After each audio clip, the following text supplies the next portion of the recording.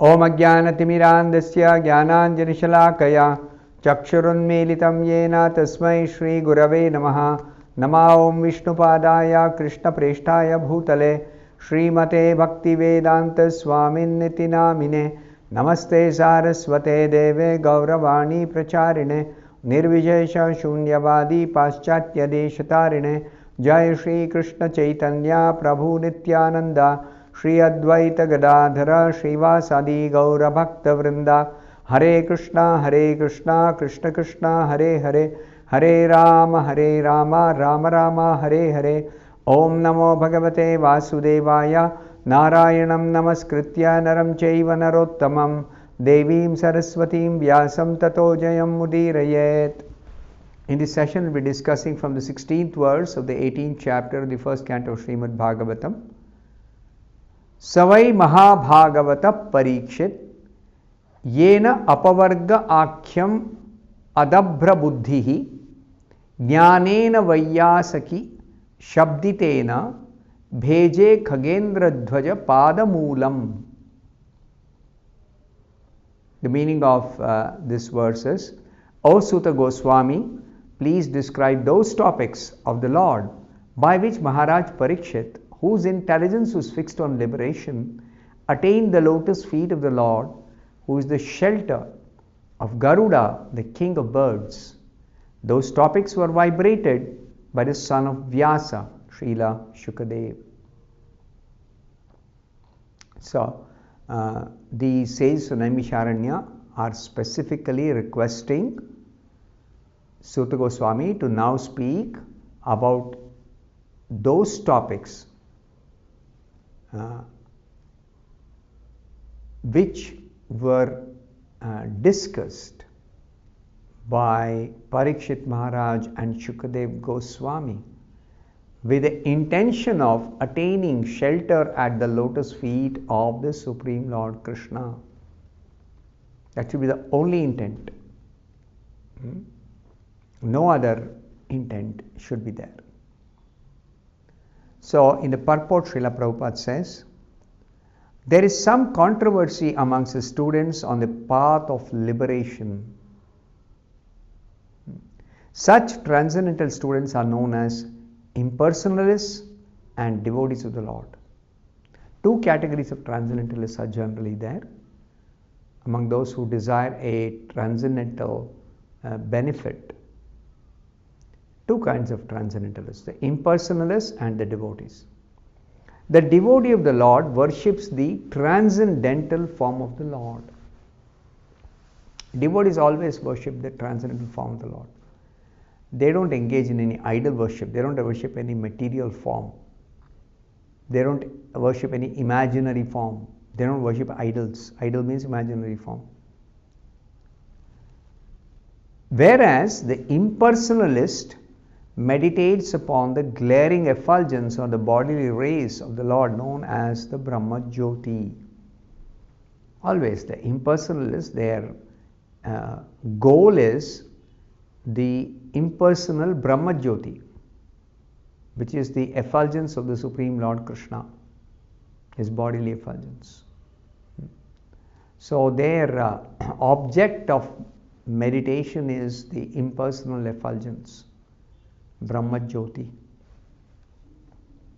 Here in this verse, it is said that Maharaj Parikshit attained the lotus feet of the Lord by the instructions in knowledge delivered by the son of Vyasadeva, Srila Shukadev Goswami.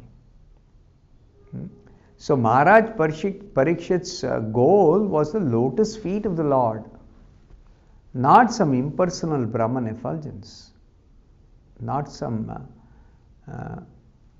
Brahma Jyoti, not some spiritual sky. No. His aim was very clear, lotus feet of the Supreme Lord. Shukadev Goswami was also an impersonalist in the beginning, as he himself is admitted in the Bhagavatam, 2nd canto, 1st chapter, 9th verse.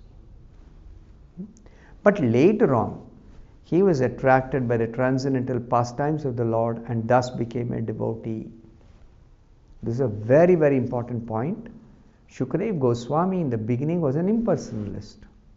That means he had realization of the impersonal aspect of the absolute truth. Brahman realized. He was a Brahman realized person. And he was a liberated soul by birth. That's a fact. But he did not know about the personality of Godhead. He did not know about the Bhagavan feature. He only knew the Brahman feature. And he himself has admitted in the beginning of the Bhagavatam that he was an impersonalist. Later on, he was attracted by the transcendental pastimes of the Lord and thus became a devotee. There is a verse called the Atmarama verse. That verse describes all varieties of Atmaramas.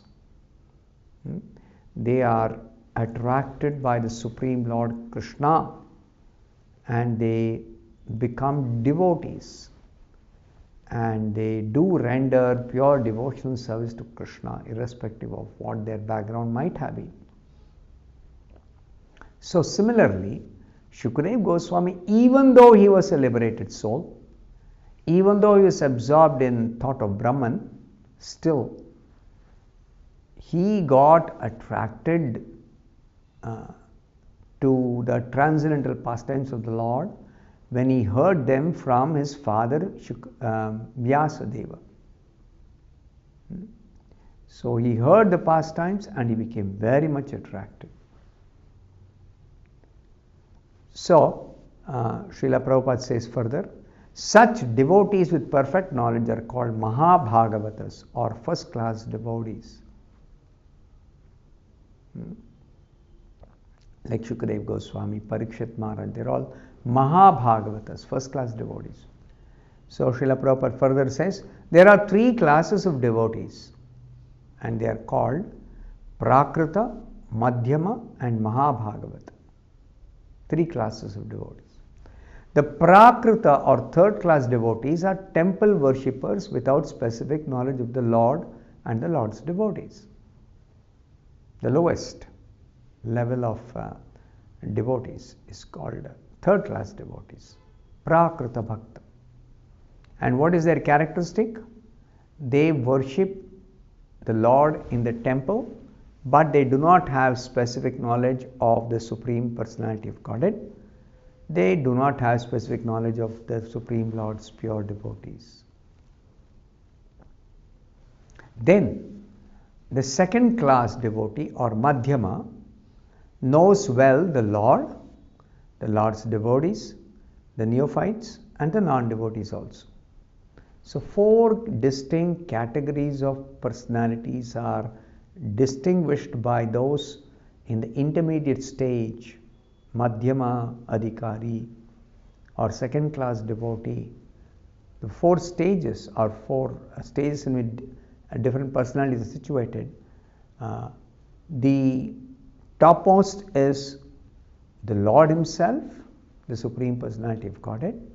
Then the Lord's devotees, established devotees, and the neophytes, those who are just beginning devotional service.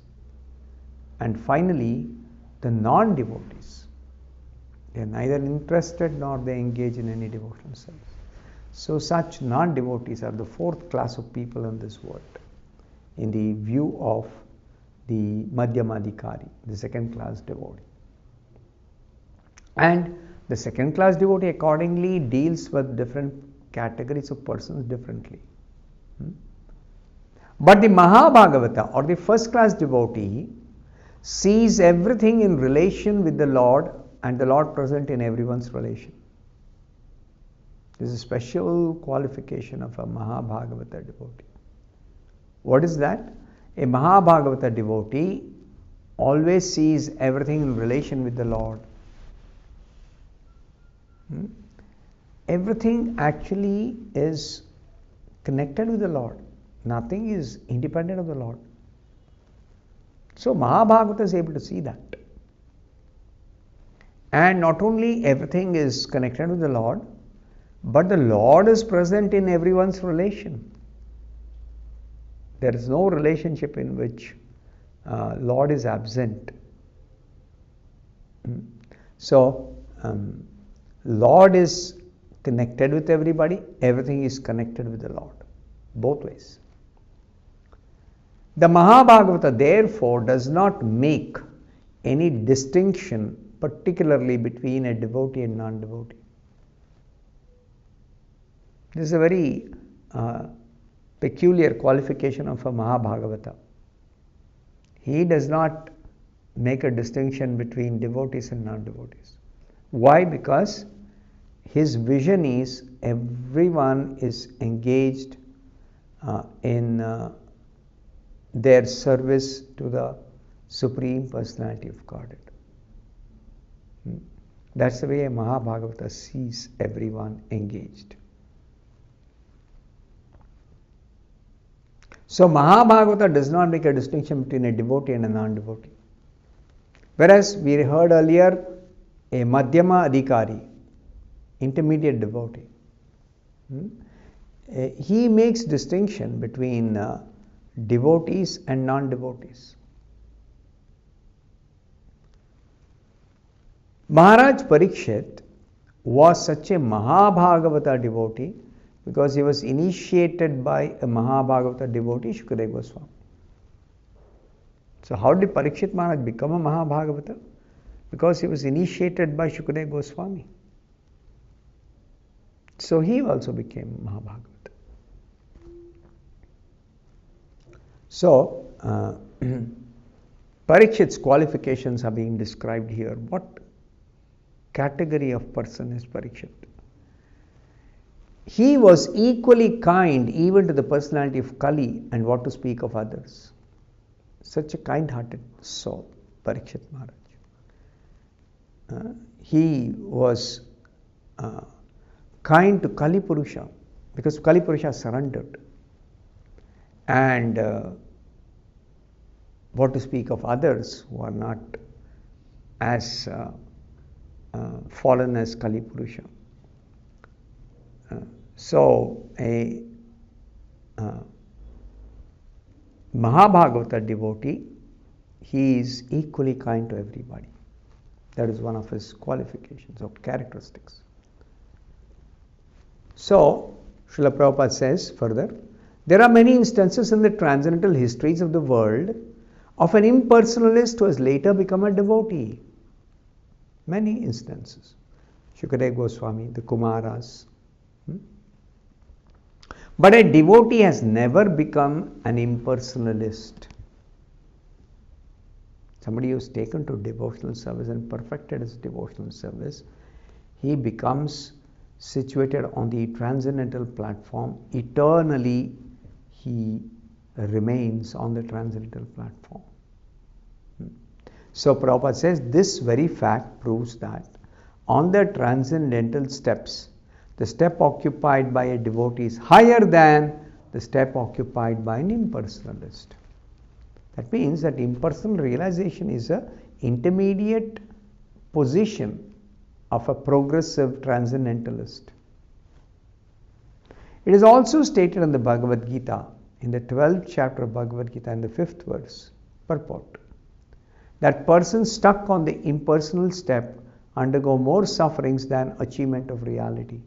Even the verse says, Klesho adhikatarastesham avyakta sakta chetasam.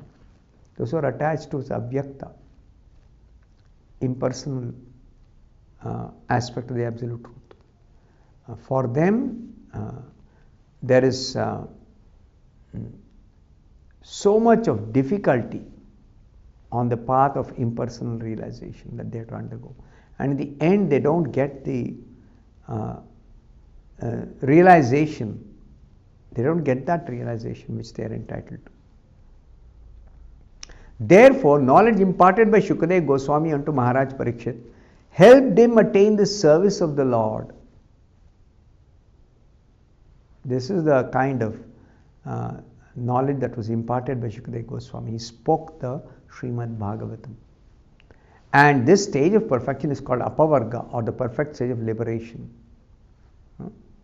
So in this stage of liberation, there is actual freedom from material bondage, because of which they are factually liberated. So, simple knowledge of liberation is material knowledge. Whereas, when somebody attains the transcendental service of the Lord, that is called the perfect stage of liberation. So, Shukadeva Goswami, he gave perfect knowledge to Parikshit Maharaj, and the result was that Parikshit Maharaj attained the transcendental service of the Supreme Lord. So I'll stop here. Thank you very much. Hare Krishna.